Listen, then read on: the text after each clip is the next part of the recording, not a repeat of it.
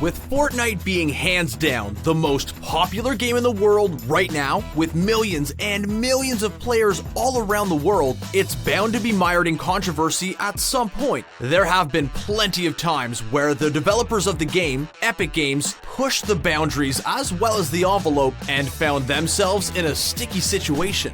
But before we take a look at some of the times Fortnite crossed the line in the weirdest ways, subscribe to CBR and ring that bell to join our notification squad so you never miss any of our Fortnite videos. Jiggle Physics.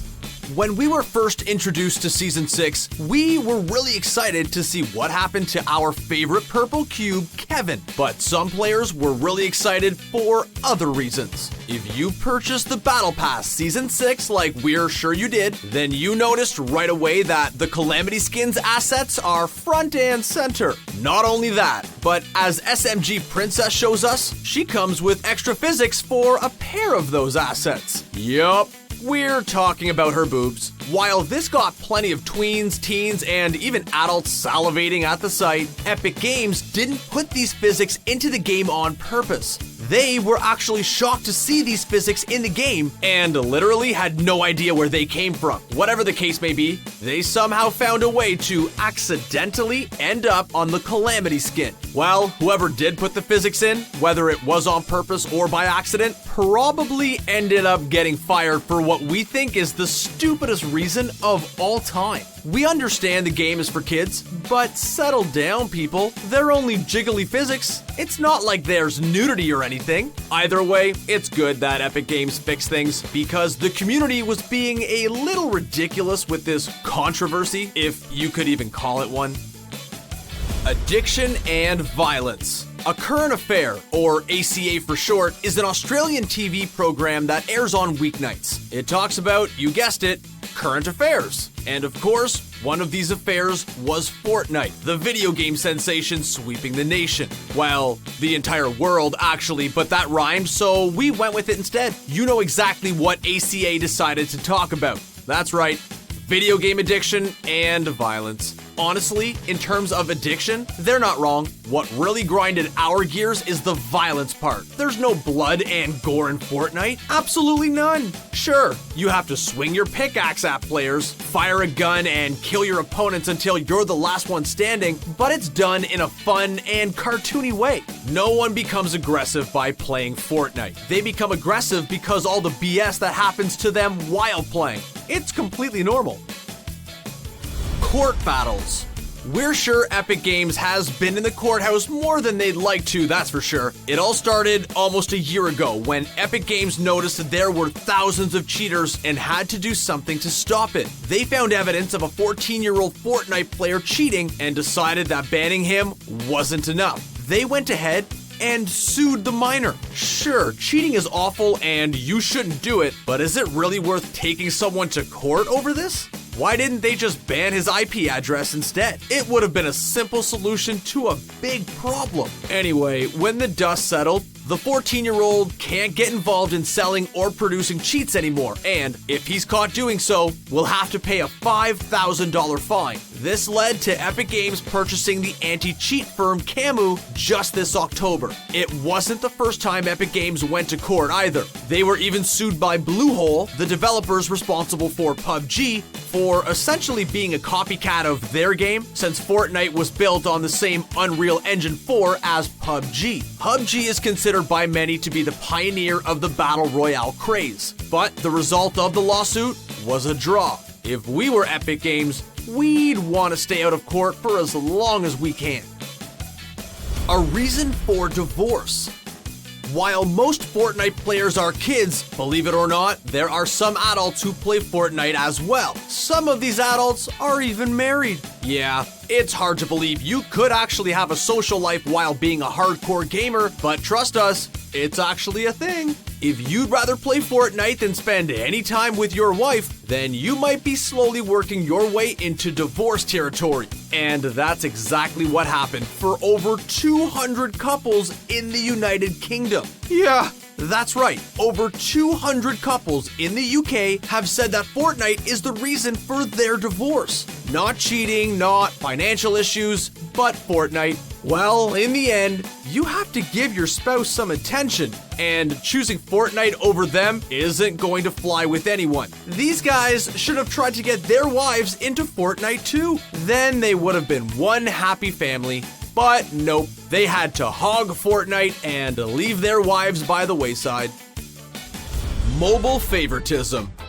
It was inevitable that Fortnite would make its way to mobile phones. A game this popular should be able to be played on any electronics, including a toaster. As I'm the Little Wood shows us, Fortnite came out for iOS first, which wasn't a shock to us, but it got some players real mad. And honestly, we have no idea why. It's like some people forgot how apps work. Let's face it, when it comes to developing apps, developers tend to focus on iOS before Android. No, it's not because they think iOS is a better mobile operating system. It's because there are only one group of phones that run iOS, but tons of different Android phones. The iOS mobile operating system is easier to develop games for iPhone, which, if you didn't notice, tons of people have, because they can be optimized easier. Android has tons of different screens and resolutions, so naturally, it'll take time to get optimized for all Android phones, and not just Samsung Galaxy series phones. We think Fortnite could have released a mobile version on both iOS and Android at the same time, but it would mean delaying the iOS version for no reason, so we're fine with what they did, even if others thought that they were showing favoritism towards Apple. The Supreme Console.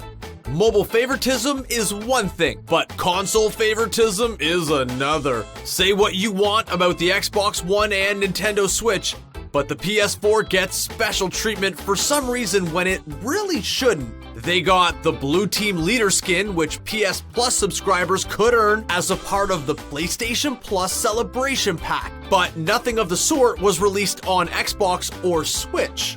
This favoritism also got to Sony, who've infamously prevented players with Epic Games accounts linked to their PS4 from playing with those on Xbox and Switch. The CEO of Sony, Kenichiro Yoshida, even dismissed the whole crossplay controversy by saying that PlayStation is the best place to play, which is one hell of a stretch, considering it's probably the worst console to play it on with the whole crossplay issue. Well, okay, maybe it's not the worst, because have you ever played Fortnite on the Switch? That's one buggy mess full of performance issues, but as the seasons go by, we're sure they'll get the game optimized for the system soon enough. It's downloaded on nearly half of all Switch consoles, so Epic Games and Nintendo definitely need to figure something out. Back to Sony though, they recently changed their stance on the whole crossplay issue and are working on a solution. Took them long enough.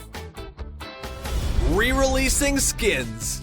For Halloween 2018, we were all expecting a bunch of new, spooky skins that would become just as rare as those from a year ago. But that's not quite how things ended up.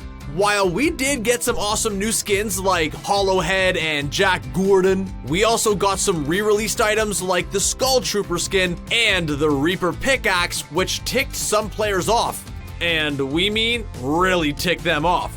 It turns out that only bitter OG Fortnite players are furious about this decision. In their eyes, the Skull Trooper was an OG skin that was supposed to be ultra rare and stay that way forever. Summer Skirmish controversy.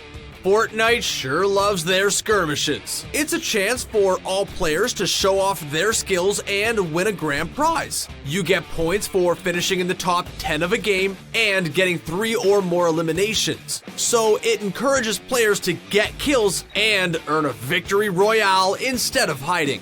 The Summer Skirmish was a massive success for Fortnite, but came with a lot of controversy over the winner. An unknown player at the time, iDrop's Bodies, won the whole tournament and earned a grand total of $130,000, but he was accused of cheating. Players thought he was using an aimbot or keyboard and mouse on console. Many players said his aim was too good for someone on console, which is why he destroyed the competition en route to a tournament win. This forced Epic Games to investigate the player and led to some pro players like Myth and Dr. Lupo to talk about how other pro players are just annoyed that a pro didn't win. They felt like some pros thought they were entitled to a victory, but some of the best Fortnite players might not even be pros, so they just need to suck it up and deal with it. In the end, Epic Games found no evidence that iDrop's bodies cheated, and he deservedly kept all of his earnings. Fall Skirmish controversy. Even Fortnite's Fall Skirmish had its fair share of drama, although it was just a little less intense.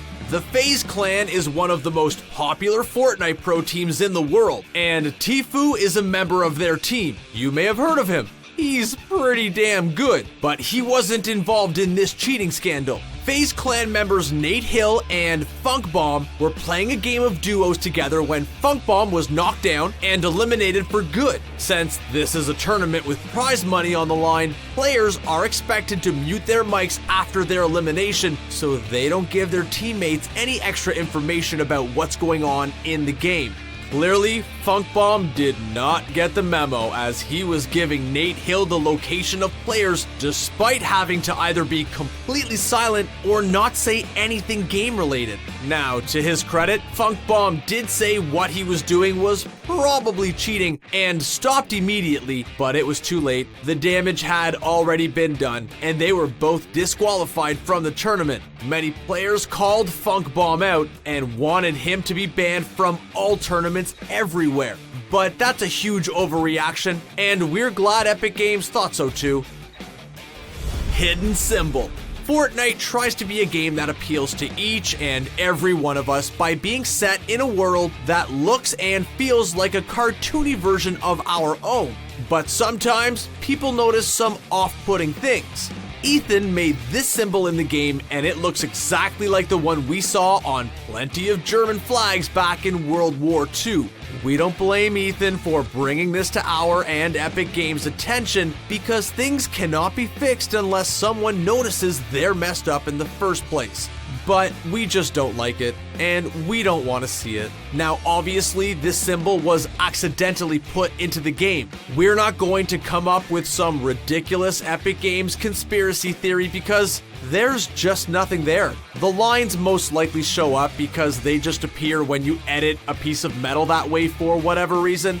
This isn't a big deal when you have one piece of metal, but when you combine 4 of them together, the lines all repeat, making it look exactly like that symbol. Those were just some of the times Fortnite crossed the line. What do you think is the most controversial Fortnite moment? Are there any that we may have missed? Let us know in the comments section below, and don't forget to subscribe to CBR for more Fortnite videos like this one. Thanks for watching.